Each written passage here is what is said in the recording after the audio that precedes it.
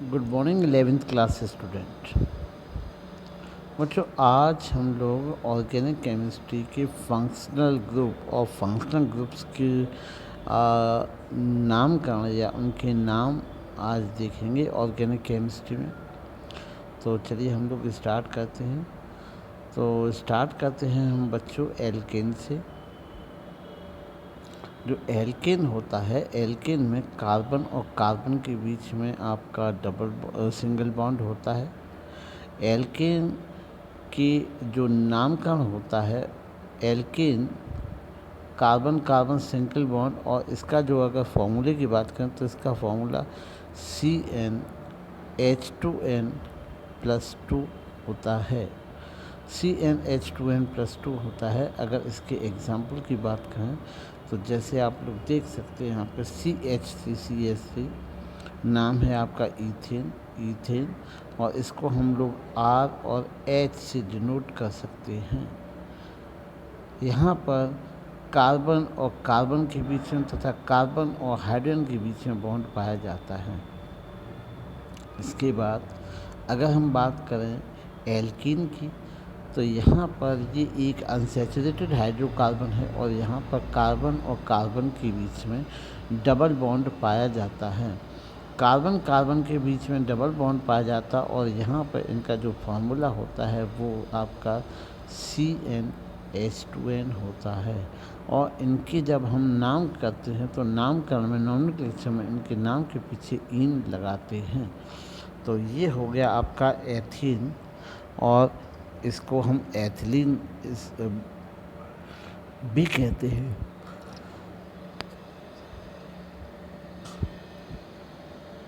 आगे हम लोग देखते हैं ईथर। जो ईथर है, ईथर का फॉर्मूला जो होता है, ईथर का फॉर्मूला ROR होता है। ROR होता है। यहाँ पे जो ROR या फिर ROR- भी हम लोग कर सकते हैं। यहाँ R आपका एल्किल ग्रुप है, जैसे एग्जाम्पल इसका CH3CHOCH3। इसको हम लोग डाई मेथिल ईथर सामान्य रूप से कहते हैं, लेकिन इसका IUPAC नाम मेथॉक्सीमीथेन होता है। अब हम बात करें अगर एल्डिहाइड की, तो जो एल्डिहाइड का बच्चों फंक्शनल ग्रुप को हम लोग प्रेजेंट करते हैं वो CHO से करते हैं। CHO से फंक्शनल ग्रुप प्रेजेंट होता है एल्डिहाइड का। तो यहाँ पे हम उसको RCHO लिख सकते हैं। इसका जो एल्डिहाइड का जो प्रथम सदस्य होता है उसको हम HCHO अर्थात फॉर्मेल्डिहाइड कहते हैं।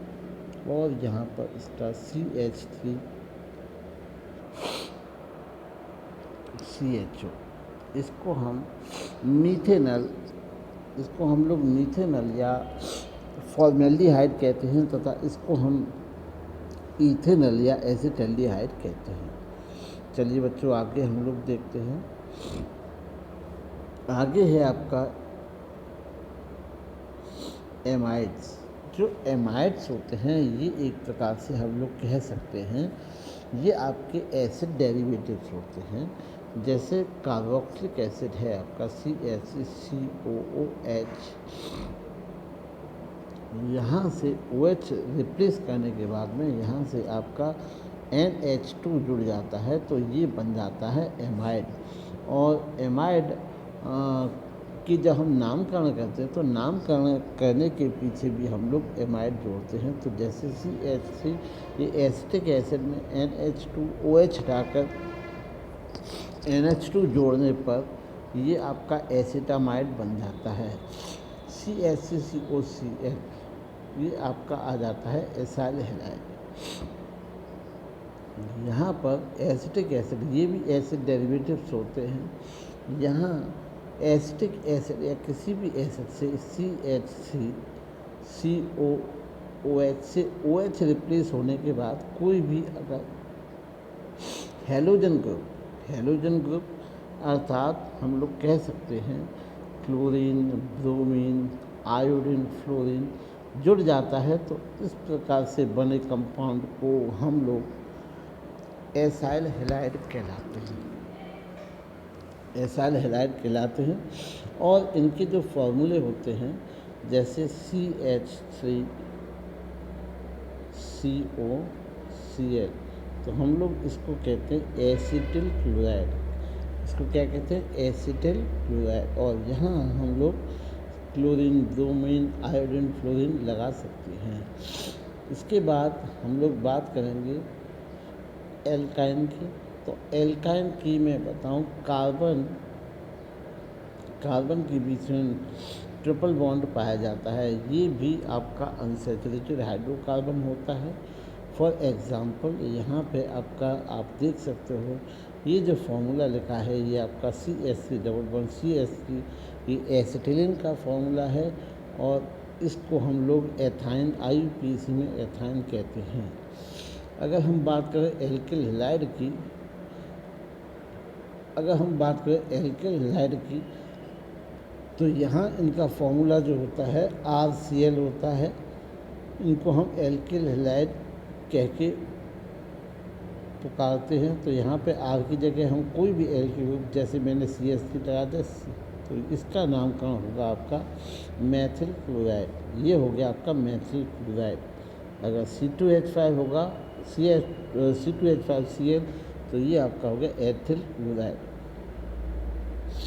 अगर हम बात करें कीटोन की, चलिए हम लोग बात करते हैं कीटोन की।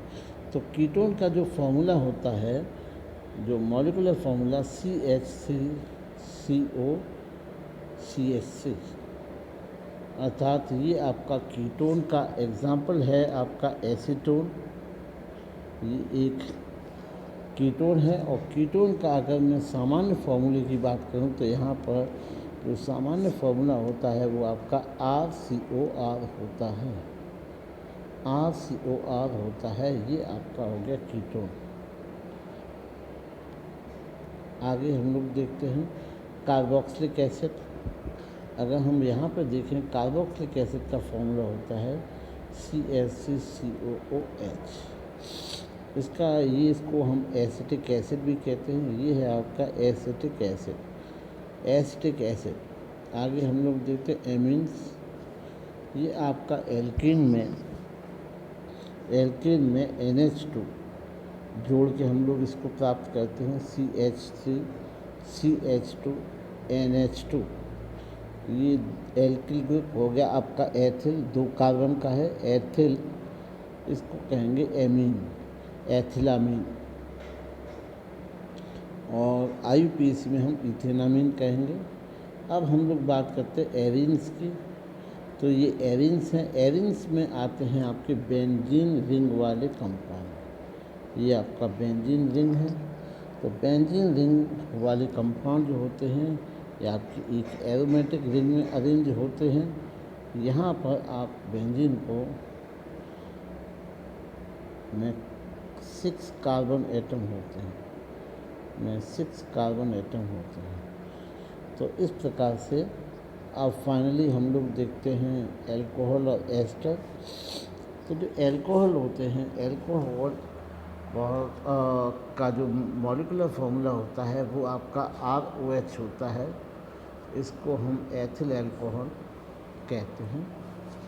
और यहाँ पर इसका जो प्रथम सदस्य है वो आपका CH3OH अर्थात मीथेनॉल या फिर मैथिल अल्कोहल होता है।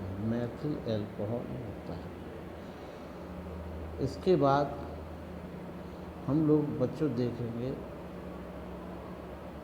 एरिन्स हो गया आपका एस्टर। जो बच्चों एस्टर है, एस्टर भी एक प्रकार से कह सकते हैं कि आपका ये एसिड डेरिवेटिव से होता है। जब किसी भी COOH कार्बोक्सिलिक एसिड से H रिप्लेस होकर कोई एल्किल ग्रुप जुड़ जाता है, तो इस प्रकार एस्टर बनता है, जिसको हम लोग लिख सकते हैं RCOOR। ये फॉर्मूला होता है बच्चों एस्टर का। कुछ एग्जाम्पल रहते हैं, देखें हम लोग इसके।